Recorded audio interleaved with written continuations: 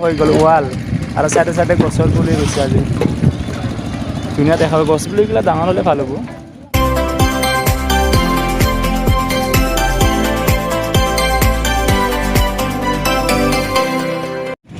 Hello' guys welcome to my YouTube channel মানে সিদিনা মই এইটো জাগাৰ পৰা মই ভেকচিনৰ ভিডিঅ' বনাইছিলোঁ এইটো জাগাৰ পৰাই মোৰ ঘৰটো চাইডে এইফালে হয় ভেকচিনৰ ভিডিঅ' বনাইছোঁ আজিও মানে মই ক'তো যাব পৰা নাই এইকাৰণে মই ইয়াতে অলপ টাইম পাছ কৰি আছোঁ আৰু আপোনালোকক মই আজিও সৰুকৈ শ্বৰ্টকৈ মানে ভিডিঅ' বনাম বুলি ভাবিছোঁ মানে মোবাইলৰ ওপৰত যোনবিলাক মানে আমি মোবাইল কিনো বা মোবাইল হৰাই হয় না নহয় মোবাইল হৰাই বা মোবাইল কিনো হয় না নহয় মোবাইল কিনিলে কাৰোবাৰ যদি আমি ছেকেণ্ড হেণ্ড মোবাইল কিনিলে মানে কি যি টি আপোনালোকে মোবাইলবিলাক কিনিব নালাগে যেনেকৈ মোবাইল মই পাইছোঁ বহুত দামী মোবাইল হয় কম দামতে দিছে যেনিবা 20,000 টকীয়া মোবাইল হয় না নহয় তেনেহ'লে আপোনাৰ যদি কোনোবা আহি যদি 5,000ত বা 6,000ত এনেকৈ 8,000 10,000 যদি এনেকৈ বিক্ৰী কৰিব খোজে তেনেহ'লে আপোনালোকে নাভাবিব যে মই বহুত ইমান দামৰ মোবাইল ইমান কমত পাইছোঁ লৈ লওঁ দে এনেকুৱা বুলি ভাবি আপোনালোকে মোবাইলটো কেতিয়াও মানে মোবাইলটো এনেকৈ ছেকেণ্ড হেণ্ড কিনিব নালাগে যদি আপুনি কিনিব মন আছে সঁচাকৈ যদি কিনে সেই মানুহটোৰ পৰা কাগজ বিচাৰিবটো নহয় যদি মানুহটো যদি সঁচাকৈ যদি মোবাইলটো বিক্ৰী কৰে তেনেহ'লে তাৰ ডকুমেণ্টছ এটা ৰাখি দিব আৰু চাইন এটা ডকুমেণ্টছৰ যোনটো বেক চাইডত আৰু ডকুমেণ্টছৰ যোনটো আগত তাৰ চাইনটো মাৰিব দিব বেক চাইডৰ চাইন ল'ব তাৰপিছত সেই ডকুমেণ্টছটো ধৰি কিনে সেই মানুহটো মানে ফটো মাৰি কিনে ৰাখি কিনে সেই মোবাইলটো আপোনালোকে কিনিব পাৰে আজিকালি কথাটো কি হ'ল আজিকালি মানে যোনবিলাক মোবাইল হৰালেও মানে মোবাইলটো আপোনাৰ বিচাৰি উলিয়াব পাৰে সেইকাৰণে কিছুমান মোবাইল মানে চুৰ কৰা বহুতখিনি মোবাইল থাকে চুৰ কৰিব পাৰে কিছুমান চুৰ কৰি আনি মানে ফটাফট বিক্ৰী কৰি দিবও পাৰে হয় না নহয় এইটো কাৰণে আমি কিনাৰ আগতে এইবিলাক ভাবি চাব লাগিব যে কম দামত পাইছোঁ মোবাইলটো কিনি লওঁ সেইটো নহয় আৰু হয় না নহয় যদি আপুনি মোবাইলটো কিনে মই ক'লোৱে ডকুমেণ্টছ এটা ৰাখক চাইন মাৰিব দিয়ক যোনে বিক্ৰী কৰে আৰু কাগজটো ৰাখিব আৰু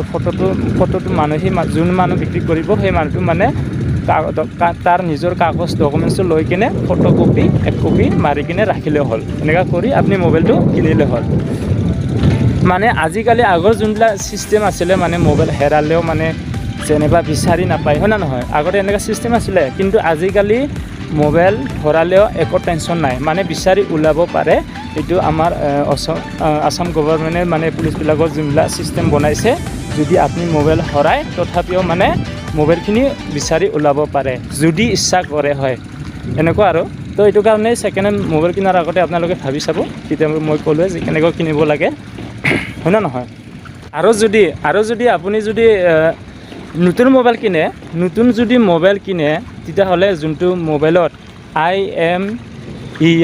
IMEI নাম্বাৰ যোনটো থাকে সেইটো লিখি কিনে ক'ৰবাত ভালদৰে থ'ব আৰু যদি মোবাইল কিনোতে আপুনি যোনটো কভাৰ পায় IMEI নাম্বাৰ যোনটো লিখা থাকে সেইটো মানে পূৰা ভালকৈ থৈ দিব হয় না নহয় মোবাইল এটা কিনিবৰ কাৰণে মোটামুটি 12-13 হাজাৰ 20,000 25,000 হয় না নহয় ইমানখিনি দামৰ যদি মোবাইল কিনি যদি আপুনি যদি হৰাই যায় কেনেকুৱা লাগে হৰাটো ডাঙৰ কথা নহয় হয় না নহয় হৰাই যাব পাৰে কিন্তু মোবাইলত যে বহুত লাগতিয়াল বস্তু থাকে হয় না নাই আৰ্জেণ্ট ডকুমেণ্টছ থাকে আৰ্জেণ্ট কাৰোবাৰ যদি ইম্পৰ্টেণ্ট যোনটো ডকুমেণ্টছ থাকে ইম্পৰ্টেণ্ট কাৰোবাৰ যদি ফোন নাম্বাৰ থাকে চব বস্তু এভৰিথিং মানে মোবাইলতে থাকে হয় না নহয় মোবাইলতে চব থাকে গুগল পে' থাকে হয় না নহয় চব মানে লাগা বস্তু মানে চব মোবাইলতে বেছিভাগ ছেভ হৈ থাকে বা মোবাইলত আমি চব বস্তু ইউজ কৰোঁ হয় না নহয় এইটো কাৰণে আমি এইবিলাক মানে সাৱধান হ'ব লাগিব যে IMEI নাম্বাৰটো মেইন হয় আপোনালোকে মোবাইল কিনাৰ লগে লগে IMEI নাম্বাৰটো ভালকৈ থৈ দিব আৰু যদি ছেকেণ্ড হেণ্ড মোবাইল কিনে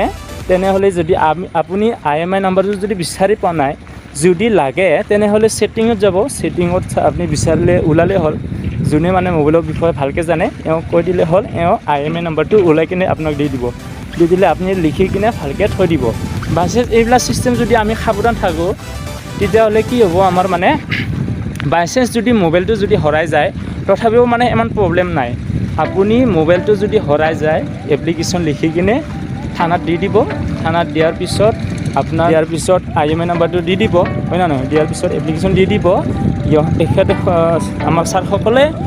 আমাৰ ছাৰসকলে আপোনাৰ মোবাইলটো বিচাৰি কিনে ওলাই কিনে দি দিব হয় না নহয় আগতে মানে এনেকুৱা বিচাৰি ওলাবৰ কাৰণে বহুত প্ৰব্লেম আছিলে কিন্তু আজিকালি বিচাৰি ওলাবৰ কাৰণে সহজতে পাৰে। এইটো কাৰণে আপোনালোকে IMI নম্বৰটো লিখি কিনে ভালকৈ থৈ দিব, হয় না নহয়? এইটো কাৰণে IMI নম্বৰটো মেইন হয়, এইটো পূৰা ছেভ কৰি ৰাখিব আপোনালোকে, যাতে মোবাইলটো যদি হেৰাই তথাপিও মানে IMI নম্বৰটোৰ দ্বাৰাই আপোনালোকে বিচাৰি ওলাব পাৰিব। IMI নম্বৰটো কি কাম কৰে মানে, IMI নম্বৰটো যোনটো আপোনাৰ যদি মোবাইলটো হেৰাই গ'ল, হয় না নহয়? আপোনাৰ যদি মোবাইলটো হেৰাই গ'ল, এই IMI নম্বৰত যোনটো আপোনাৰ চিম লগা থাকে, হয় না নহয়? যোনটো আপোনাৰ চিম লগা থাকে, যি নাম্বাৰ থাকে আপোনাৰ চিমত, মোবাইলত যি নাম্বাৰ আপোনাৰ চিমত যোনটো লাগি আছিলে, সেইটো নাম্বাৰে মানে কাম কৰিব। মানে আপোনালোকে বুজিব চেষ্টা কৰক, মানে যোনটো নাম্বাৰ মোবাইলত যোনটো নাম্বাৰ আছিলে, মোবাইল নাম্বাৰ সেইটোৱে থাকিব।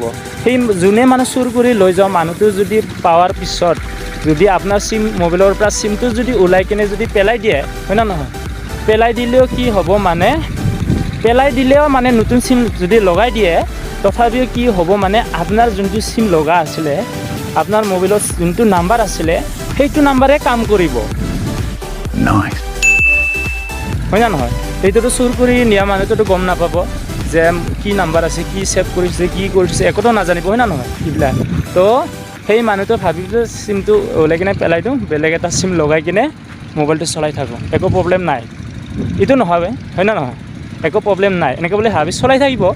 নতুন চিম চলাই থকাৰ পিছত কি হ'ব, যদি আমি পুলিচ থানাত এইটো IMI নাম্বাৰটো যদি কমপ্লেইন কৰোঁ, তেনেহ'লে যোনটো আপোনাৰ মোবাইলৰ নাম্বাৰ আছিলে সেই নাম্বাৰটোৱে মানে চলি থাকিব। সি গম নাপাব, চুৰি কৰি নিয়া মানুহটো গম নাপাব যে মোৰ নতুন চিম লগাইছোঁ, এই নাম্বাৰটো মোৰ চলি থাকিব, হয় না নহয়? এনেকুৱা বুলি ভাবিব। সি এখেতে একো গম নাপাব চুৰজনে, হয় নহয়? চুৰজনে একো গম নাপাব। তো সেই মানুহটো মানে নতুন চিম লগাই কিনে চলাই থাকিব, বিন্দাছ চলাই থাকিব, একো টেনশ্যন নাই বুলি ভাবি, হয় না নহয়?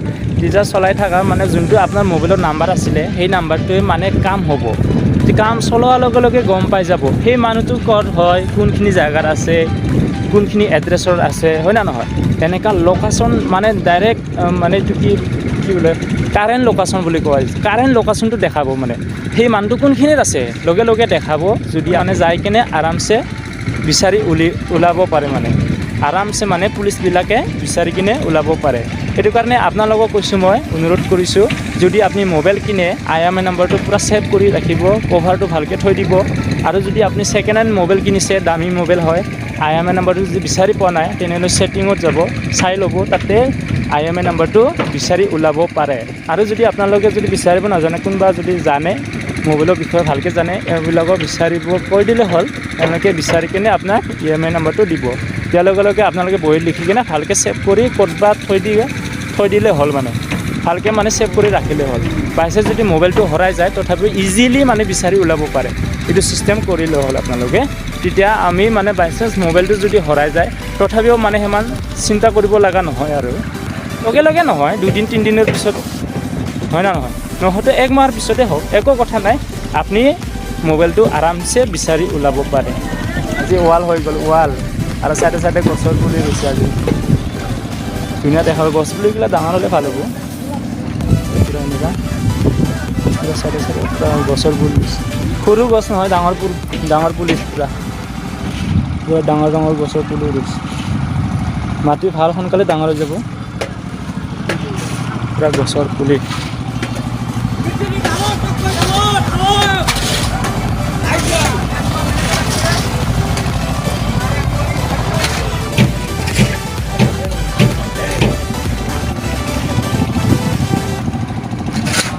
কিয় ৰঙা হ'লে পূৰা ভিডিঅ' কলতো ৰঙা হৈ গৈছে, মই গম নাপাওঁ কিয় বা ৰঙা হ'ল। ইটাৰ ওচৰত আহিছে নহয়, সেইকাৰণে পূৰা ৰঙা দেখা পাইছে। ইটাৰ ওচৰত অহাৰ কাৰণে পূৰা ৰঙা দেখা পাইছে। চাইডে চাইডে কাম কৰি আছে, পূৰা ডাঙৰ মানে সৰু আছে, ডাঙৰো আছে। পূৰা ঠাণ্ডা বতাহ মাৰি আছে, পূৰা ঠাণ্ডা বতাহ, মজা বতাহ মাৰি আছে, পূৰা মজা বতাহ মাৰি আছে। এইফালে পূৰা পানী, পূৰা পানী হয়, গধূলা হৈছে, আন্ধাৰ হৈ আছে, সেউজীয়া পূৰা মজা, পূৰা বতাহ মাৰি আছে। হেল্ল' গাইজ, ভিডিঅ'টো এইখিনিতে ৰাখিম আজি। আপোনালোকে যদি ভিডিঅ'টো চাই ভাল পালে লাইক কৰিব, আৰু যদি আপোনালোকে ছাবস্ক্ৰাইব কৰা নাই প্লিজ ছাবস্ক্ৰাইবটো কৰি দিব। আৰু আপোনালোকে বেল আইকনটো অল কৰি দিব, তেতিয়াহ'লে মই নতুন ভিডিঅ' দিয়াৰ লগে লগে আপোনালোকে মোৰ ভিডিঅ'টো দেখা পাব। এইটো কাৰণে ভিডিঅ'ত আপোনালোকে ছাবস্ক্ৰাইব কৰি কিনে নটিফিকেশ্যন অল কৰি দি দিব। এইখিনিতে ৰাখিছোঁ, বাই বাই।